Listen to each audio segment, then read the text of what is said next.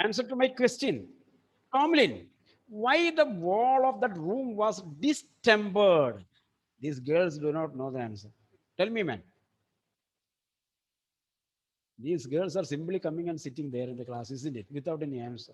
Tell them the answer, man. Tomlin, are you present Yes, there? sir. Yes. Let Sir, me give the because message from the Bellangalur. prison. It's very good answer. Because it is a jail. It is a prison room. Polish walls will not be there. That's the reason. Simple question I asked you. Whether you can read the answer out of the range. Okay. Okay. So, distempered stone wall.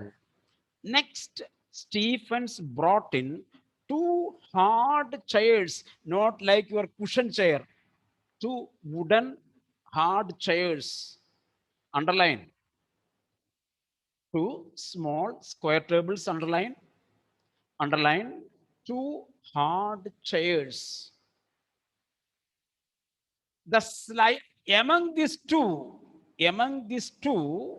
the slightly less battered of which, slightly less battered means it has a sliding shape. Easy chair model, sliding shape,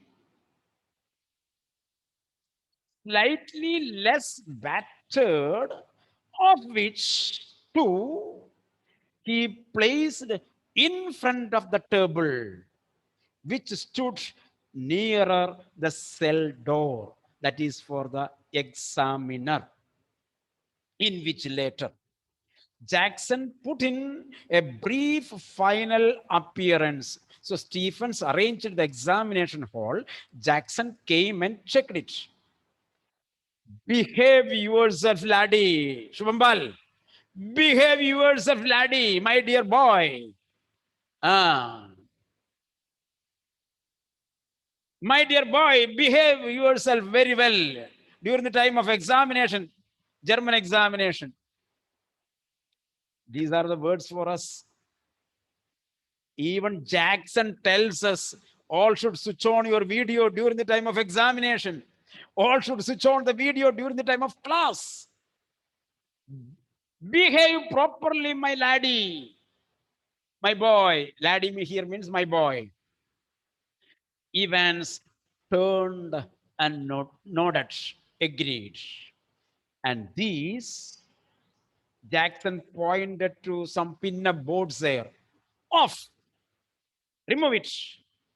Evans turned and nodded again. Agreed. Nodded means agreed, consented. I was going to take them down anyway. Then, by the by, a minister, isn't it? A minister, isn't it? The invigilator is a minister, isn't it? Evans asked. The chap coming to sit in, the chap, the man who comes as the invigilator is a minister. I heard so, isn't it? Am I right? And how did you know that? Jackson asked him. How did you know he is a minister? Well, I had to sign some forms. Did not you know that?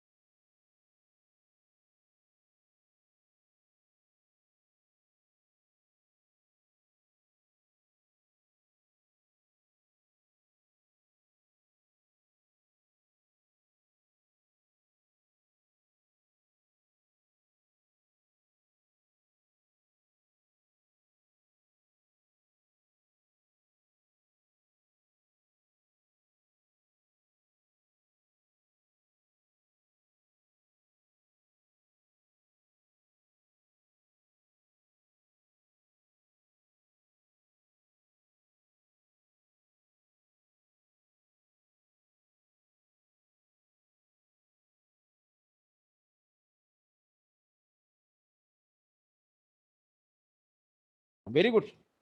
Your names are not recorded. Okay. Anyway, so they are taking no chances, Evans. Evans, you are not a simple man. You are Evans. Your Evans, if you get a chance, what will you do? That we know. If you get a single person chance to escape, you will utilize it. That we know. That is why we have kept you in such a cautioned prison, cautioned cell.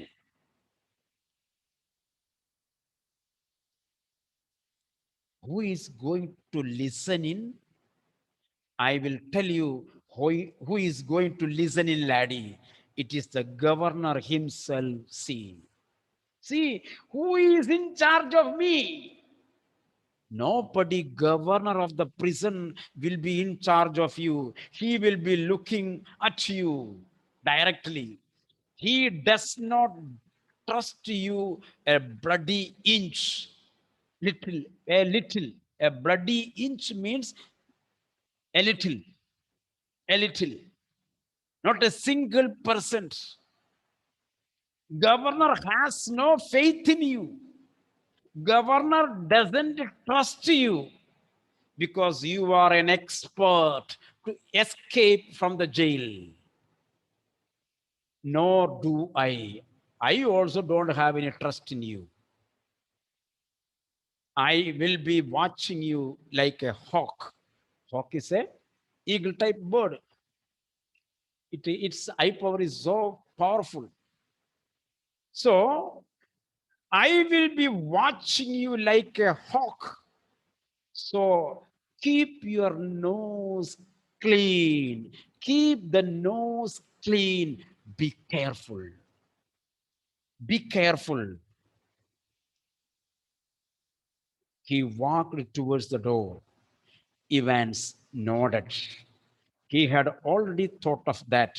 And number two handkerchief was lying ready on the bunk, a neatly folded square of white linen. Just one more thing, Einstein. Who is Einstein here? Evans. Just one more thing. Jackson returned and told, yeah, what is that, sir? Good luck, old son. I wish you good luck. In the little lodge just inside the prison's main gates, the Reverend S. McCleary signed his name neatly, underlined, signed his name neatly without any mistake, without any mistake in the visitor's book, and thence walked side by side with a silent prison officer across the exercise yard to Deeving. So McCleary came to the entrance. There he signed very neatly without a mistake. Then he was accompanied by a silent officer and he was coming to the D wing. Coming to the D wing.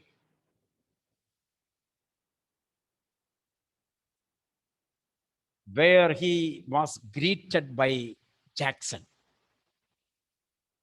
The wing's heavy outer door was unlocked. So, after the entrance, when you come to the main wing, D wing, there is a heavy door that was opened. And McCleary entered the veranda, the door was locked and locked behind them. The heavy inner door, the same, that is also opened. McCleary entered, the inner door locked. And McCleary was handed into Stephen's keeping. So there in front of the cell, Stephens was waiting. And Jackson handed over McCleary to Stephens. Get the razor, murmured Jackson. Jackson told Stephens, don't forget, get that razor. Stephens nodded. Well, keep your eyes skinned. Keep eyes skinned. Take a careful watch. have a careful watch. Stephens nodded again, and McCleary, his feet clanging up the iron stairs, followed his new guide and finally stood before a cell door. So, new guide here is Stephens. So, together with Stephens, McCleary reached the cell where Evans was staying and finally stood before a cell door where Stephens opened the peephole, not the door, peephole. The door is fully locked. At the top, there will be a round hole. That is what is called a peephole, a hole to peep. If you look at the police van, police jeep and police van, grilled van, you will see some round holes there in order to keep the gun. That is what is called a peephole. Peephole. Such kind of holes will be there. So, peephole and looked through. That is him, sir. And he told, that is him. You see a man sitting there? That is Evans. Evans, facing the door, sat quietly at the farther of two tables. Two square tables were kept there, but he was sitting far away from them. His whole attention riveted to a textbook of elementary German grammar. Riveted, turned, turned. So his whole attention was turned to a German grammar.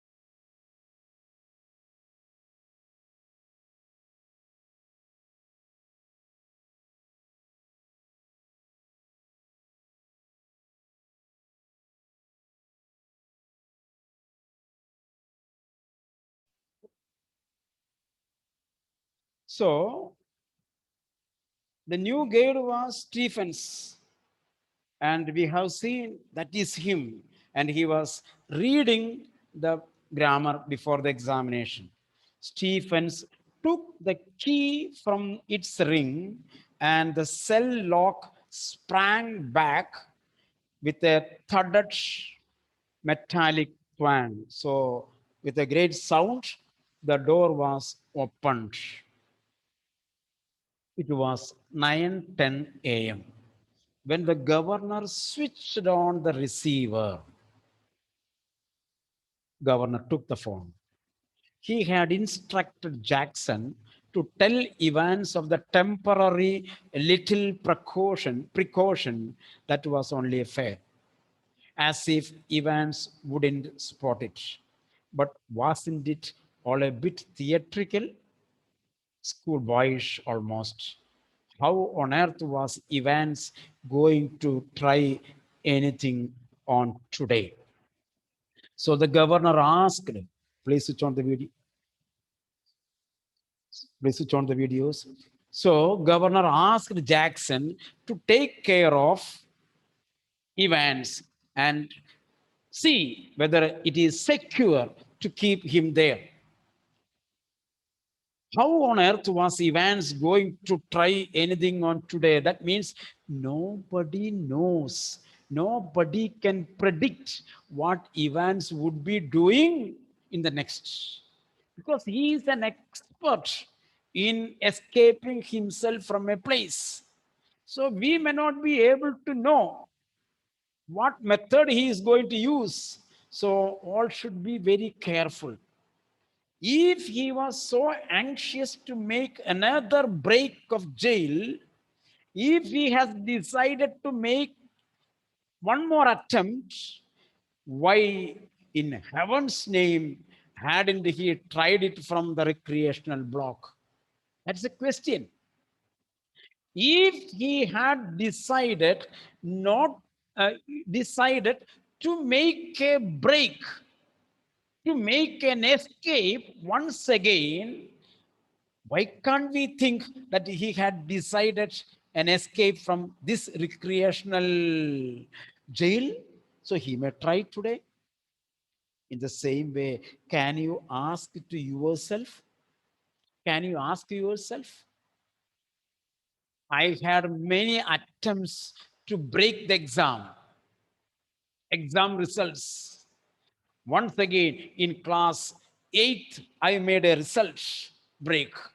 Formerly, I was getting lesser mark, but in the class 8, I made a break. I got 90%. Secondly, I made a break in class 10. I reached 92%.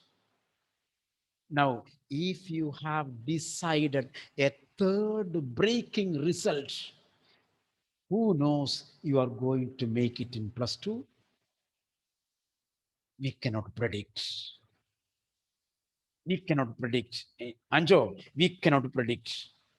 If we decide, why can't it be this year? That is a question here. That is a question here. If Evans had decided to escape once again from the jail, why can't he do it from this jail? Much easier, but he hadn't. And there he was now.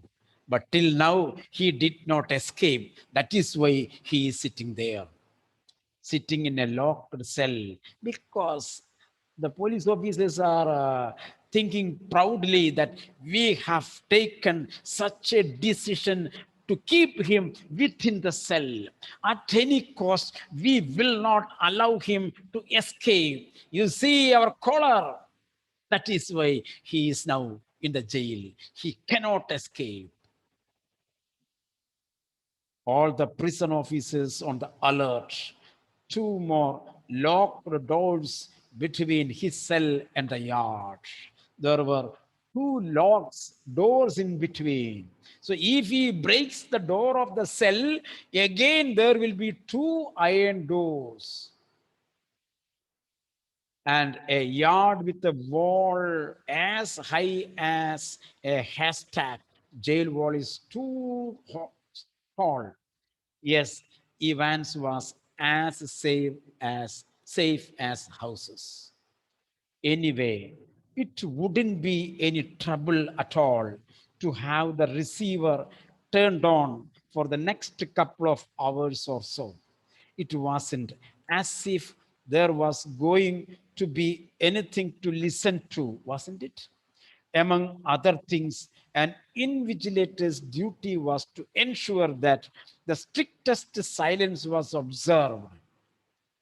But, but still, that little nagging doubt, might Evans try to take advantage of McClary, get him to smuggle in a chisel or two, or a rope or a ladder. So everything was kept in its proper tight security. Still, the officers had a doubt. Evans is not a simple man. He is an expert. He is an experienced prisoner. He is a well experienced prisoner. So there is 1% chance that he may persuade, he may influence, he may persuade McCleary and would use some more other method to escape himself from the jail. So we should be very, very careful in this matter. The governor sat up sharply. It was all very well getting rid of any potential weapon that Evans could have used. The cell was checked very carefully, and It was made sure that not a single weapon was there inside. What if, quite unwittingly, the innocent McLeary had brought in something himself? A jackknife, perhaps, a paper knife, perhaps. And what if Evans held him hostage with such a weapon? See, see the things. Governor thinks we have taken everything from his cell, and there is not a single piece of weapon, even the razor we have removed. And poor McClary, the invigilator, has now brought a knife, and we cannot say no, it is needed for the examination. So we doubt, we are afraid that Evans may see that knife and he may take that knife and the keep the invigilator under his arms. You see, McClary had brought in something himself, a jackknife. And what if Evans held him hostage with such a weapon? The governor reached for the phone. It was 9:12 a.m. Exam is at 9:15. The examinee and the invigilator had already been introduced by Stephens when Jackson came back and shouted to McLeary through the cell door, "Can you come outside a minute, sir? You too, Stephens." So McLeary was going to begin the exam. By that time, Jackson came over there, and Stephens was inside the cell. And Jackson, through the peephole, told McLeary and Stephens, "Please come out 1 minute." Jackson quickly explained the governor's worries, and McLeary patiently held out his arms at shoulder level while Jackson lightly frisked his clothes. Something hard here, sir. So, governor had the doubt of the jackknife. Governor conveyed that doubt to Jackson. Jackson came to the cell. He called Stephens and he called McLeary out, and he conveyed, "There is such an thing there. Your knife is there inside. He is a troubleshooter. He may take that knife and take you hostage. Be careful." "My reading glasses," replied McLeary, looking down at the spectacle case. Jackson quickly reassured him, and bending down on the landing, thumb flicked the catches of the suitcase. He picked up each envelope in turn, carefully passed his palms along their surface, and seemed satisfied. He checked everything. He riffled cursorily through a few pages of Holy Writ.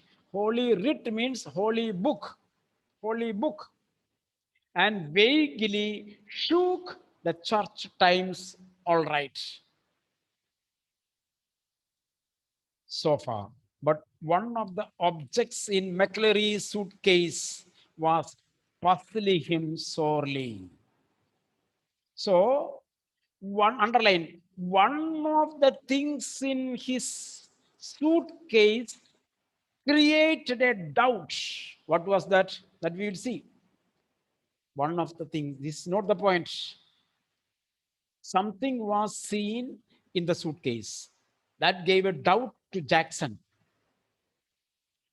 "Do you mind telling me why you have brought this, sir?"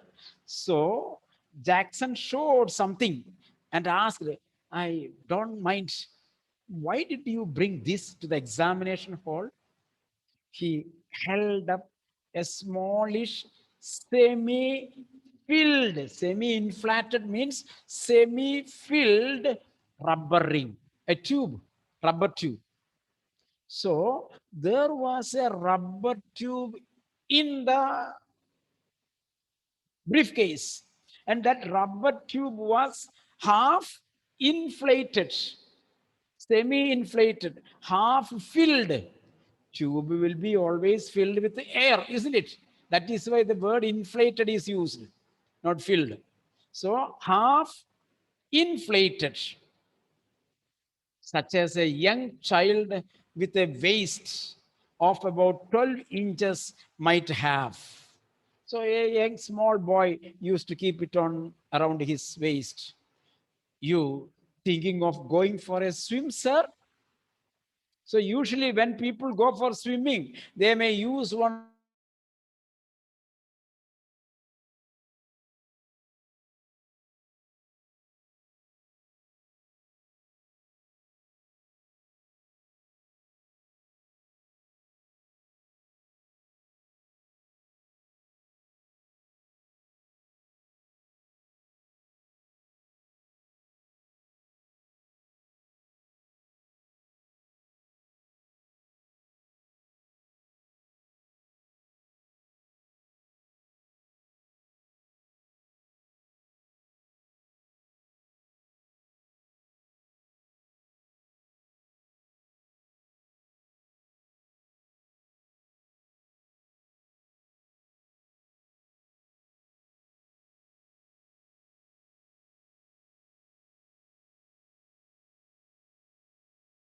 inflated.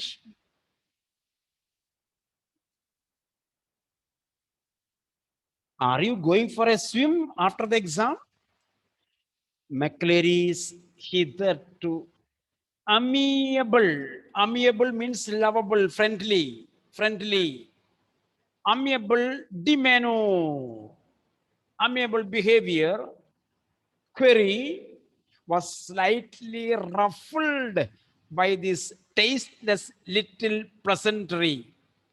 So when Jackson asked such a question, why did you bring this? Uh, McClary felt a little shy. McClary felt a little disturbed. Disturbed. Sir, it is a private matter. I do not want to tell publicly. You see, suppose you have some private matter, personal matter, and I ask it in publicly, what will happen? You will feel shrugged, isn't it? You will feel shy. That is what it is told. With this pleasantry means casual talk, casual query. McClary found a little restless.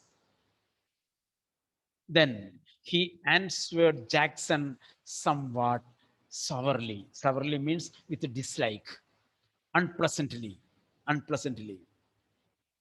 If you must know, if you want to know, then only I will tell. If you must know, please know, I suffer from hemorrhoids. I suffer from hemorrhoids. People who suffer from hemorrhoids are not happy to reveal it. Hemorrhoids is a disease. In common language, it is piles, fistula, like that. You might be seeing certain boards, piles clinic, and all these things. It is a disturbance that happens in our anus.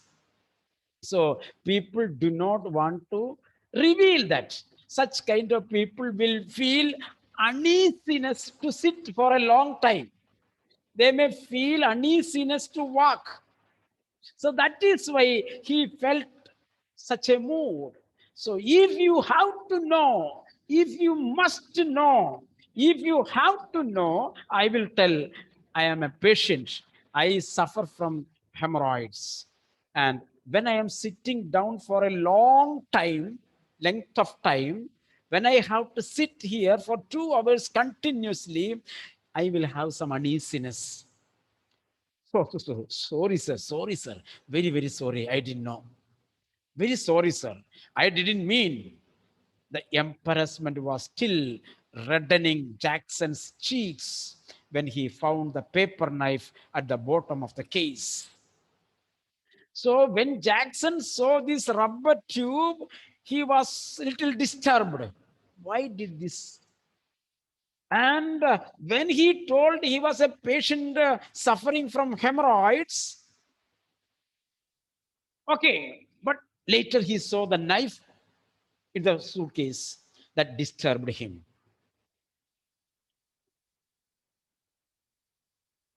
So I think I would better keep this though, if you don't mind. That is, sir. Sir. So let me keep it there. If you don't mind, I will use this semi-inflated tube here. Sometimes I may in need of. It was 9:18 a.m. It was 9:18 a.m. Before the governor heard their voices again, he took the receiver. He heard the voices. And it was clear that the examination was going to be more than a little late in getting underway. That he understood that exam is getting later and some conversation was going on. What was that? McCleary speaking. Do you have the watch? Have you got a watch? Evans replies, this conversation, governor hears through the receiver of the phone. Yes, sir. McCleary, I will be telling you when to start. And again, you have 5 minutes left. Okay. So I will give you a warning bell 5 minutes before the end of the exams. And when the exam begins, I will tell you. McCreary, there is plenty more of this writing paper. Should you need it? There are a lot of paper with me. Do you want more? Silence. McCleary, now we are going to begin the exam. Write the name of the paper.